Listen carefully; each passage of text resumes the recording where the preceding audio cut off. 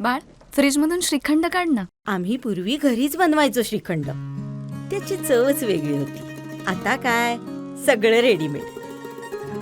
आजी, हे श्रीखंड खाऊन बघ. आज तुझ्या आईनं घरीच बनवलं की काय? हे आहे गोकुळचं श्रीखंड. अगदी जिभेवर रेंगाळणार. जिभेवरच नाही तर मनावरही रेंगाळणार. गोकुळ श्रीखंड, मनावर रेंगाळणार. मी आज इथे आमचा महिला मोर्चा, भाजपा महिला मोर्चातर्फे इथे आज मी पत्रकार परिषद घेत आहे. मी मोहिनी मडगावकर. मी आज इथे यासाठी हे घेत आहे की आज जो विनायक राऊत आपल्या जिल्ह्याचे, रत्नागिरी सिंधुदुर्ग जिल्ह्याचे जे खासदार 2 टर्म राहिलेले आहेत, त्यांच्या घरात एका महिलेवर ज्या प्रकारे अत्याचार झाला त्या बातम्या कालपासून येत आहेत.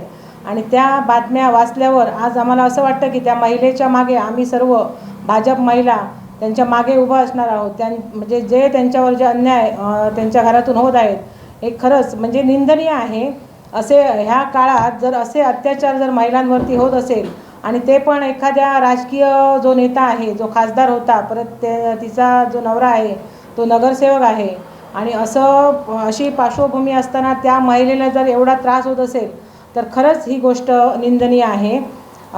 जे तिच्यावर जो अत्याचार झाला आहे, तिचे केस कापले गेलेले आहेत किंवा जे जादूटोणा किंवा जे काय अशा अघोरी शक्ती आहेत त्या तिच्यावर करण्यात आलेल्या आहेत. तिचं केस कापणं म्हणा, तिला गोमूत्र प्यायला देणं, अजून खूप काही त्याच्यामध्ये डिटेलमध्ये गेलं तर प्रत्येकाला कळेल. पण हे चुकीचं आहे असं होणं, आणि ह्या महिलेला न्याय मिळायला पाहिजे. आता आमच्या सरकारमध्ये महिलेवरती कुठच्याही महिलेवर अत्याचार झाला तर आमचं सरकार लगेच त्याच्यावर आवाज उठवणार आहे किंवा त्या महिलेला न्याय मिळवून देणार आहे.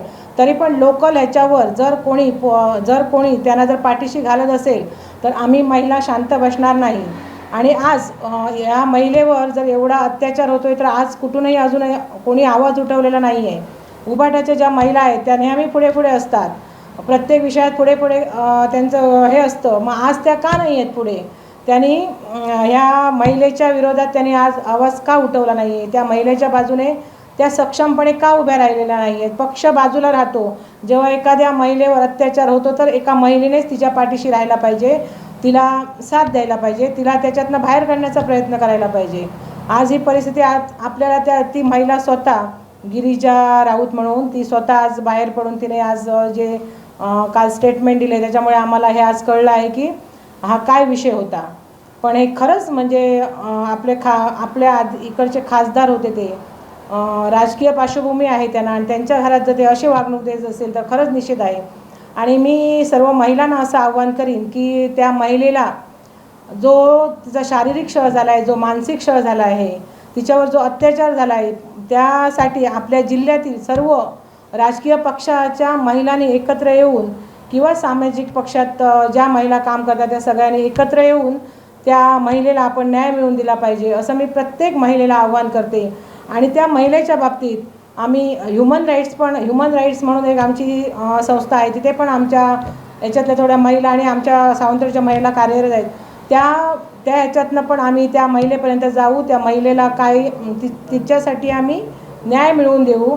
आम्ही आज त्या महिलेला ह्या पत्रकार परिषदेमार्फत शब्द देते आणि आम्ही नेहमी तिच्या पाठीशी असणार आहोत. आणि प्रत्येकाने हा आवाज उठवला पाहिजे. आणि मी आता ह्या पक्षातील विनायक राऊत आणि त्यांचा मुलगा जो तिच्यावर अत्याचार करत होता त्यांचा मी पूर्णपणे इथे भाजप महिला मोर्चा आघाडीतर्फे मी पूर्णपणे निषेध करते.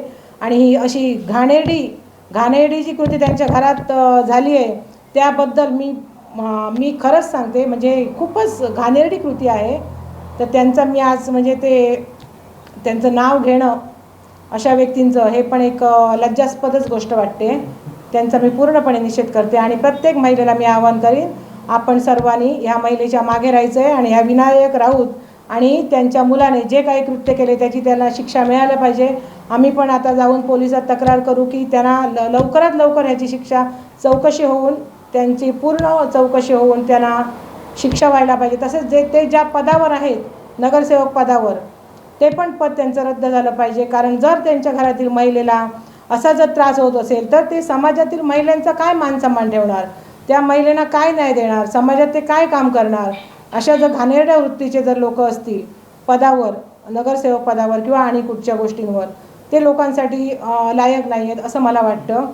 त्याच्यामुळे मी एवढंच सांगेन, त्या महिलेच्या मागे आम्ही सर्व महिला राहू, त्यांना आम्ही न्याय मिळवून देऊ.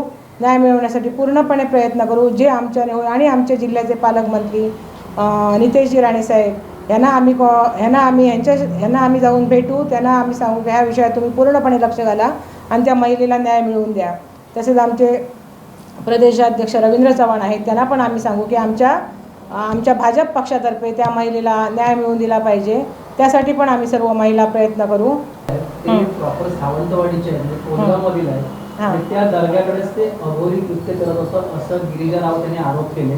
पण हे आरोप करताना माजी खासदार विनायक राऊत हे की ते खंडन करतात की हे आरोप पूर्णपणे खोटे आहेत. कसं बघताय तुम्ही? आता जर त्या मॅडम एवढ्या सांगत असतील की असं असं तिथे त्या महिलेला तिथे जर घेऊन आले असतील तर तिथे खरंच काहीतरी करण्यात येत असेल ना, तर ती महिला तर खोटं बोलू शकणार नाही. तर आता त्यांना जेव्हा पोलीस घेऊन जातील किंवा पकडतील तेव्हा ते खरं खोटं काही ते निदर्शनास येईल आपल्या. आपणही त्या गोष्टीत सांगू शकत नाही की ॲक्च्युअली तिथे काय झालं आहे ते. मॅडम, गुन्हा दाखल झाला आहे पण अद्याप कोणती त्यांच्या अटकेची कारवाई अद्याप नाही झाली, तर तुमची भूमिका काय राहणार? नाही, गुन्हा आम्ही दाखल करूनच घेऊ. आम्ही पालकमंत्र्यांना भेटू किंवा आम्ही आधी पहिलं पोलीस स्टेशनला जाऊन तिथे आम्ही त्यांच्याबद्दल हे करू आणि त्यांच्यावर गुन्हा दाखल व्हायला पाहिजे. आमच्या परीने आम्ही प्रयत्न करू.